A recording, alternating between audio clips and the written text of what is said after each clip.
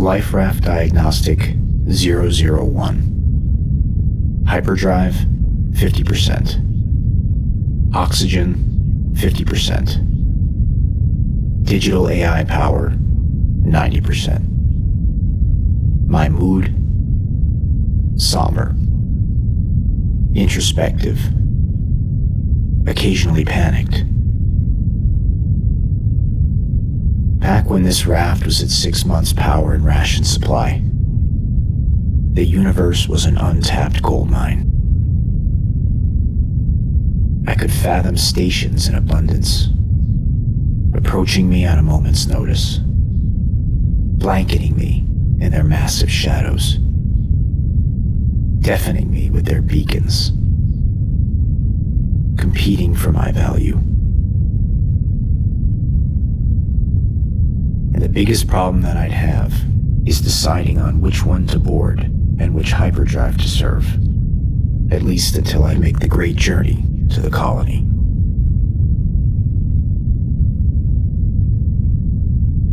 Now, several months later, the raft half drained and not a station in sight. Transmission board gone silent, and my beacon echoing across a void. Space seems a cold and desolate place. While I'm captivated by its vastness and possibilities, its immersive and visual wonders, for the first time, and as long as I can remember, I feel the lack of a floor beneath me. If it weren't for the stars, the void would have surely consumed me already.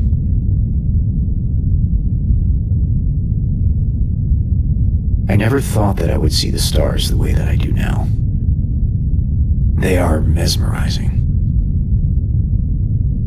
They're the same stars that I've seen every single day of my life. But until now, I've always seen them through the thick, concave panes of the station windows.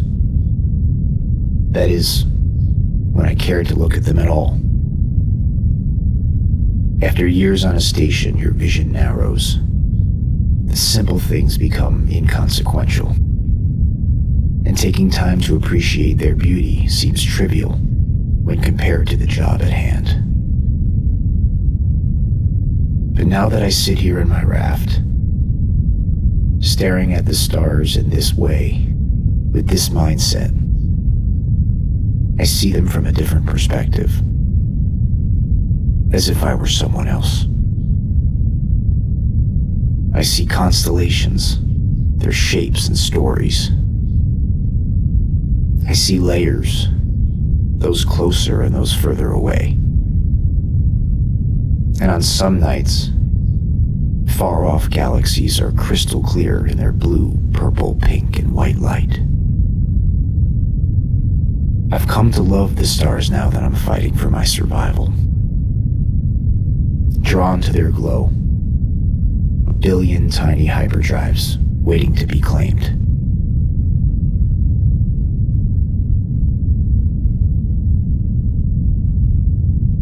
The hyperdrive defines us. It shapes us. It commands our attention and our labor, where serving it becomes an involuntary reflex. Second nature.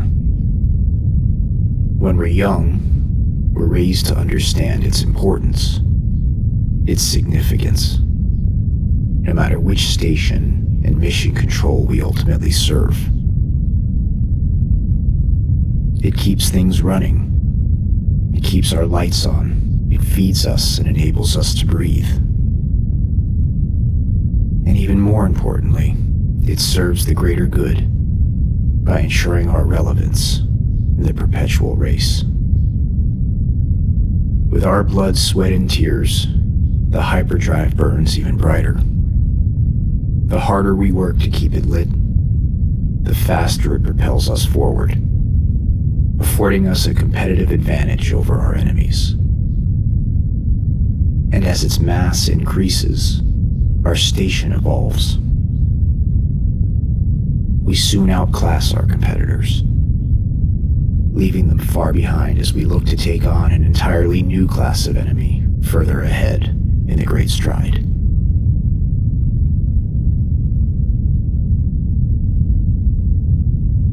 In my 15th year on board, now one of several pilots, I watched as our station entered into battle with an enemy vessel.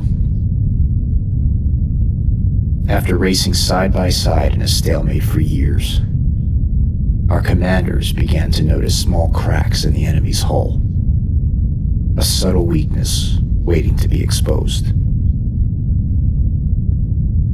On the day when we fired upon those weak points with everything in our arsenal, the battle itself lasted mere minutes, if you can even call it a battle. With no return fire at all, it was more a hostile takeover than a well-fought contest. Within the hour, what remained of their craft was trapped in our orbit, paralyzed by our tractor beam as we began the cleanup. Lower-ranking crew were instantly spaced, no second thought about it. A brief meteor shower of frozen bodies, looks of horror on their suffocated faces as they drifted away from sight into complete darkness. A small handful of mid-ranking crew and pilots were captured, the remaining group spaced like their subordinates. The enemy commanders were spared entirely, taken aboard our station and given a choice: join our ranks or be exiled inside the prison of a life raft, desperately searching for a new station before running out of juice. It was really no choice at all. And so it went. While our station won the visible battle in only minutes, our enemy's integration into our community felt like more of a victory for them. And as time went on, this sinking feeling metastasized. As the glow of our hyperdrive seemed ever so slightly dimmer, the worst was yet to come.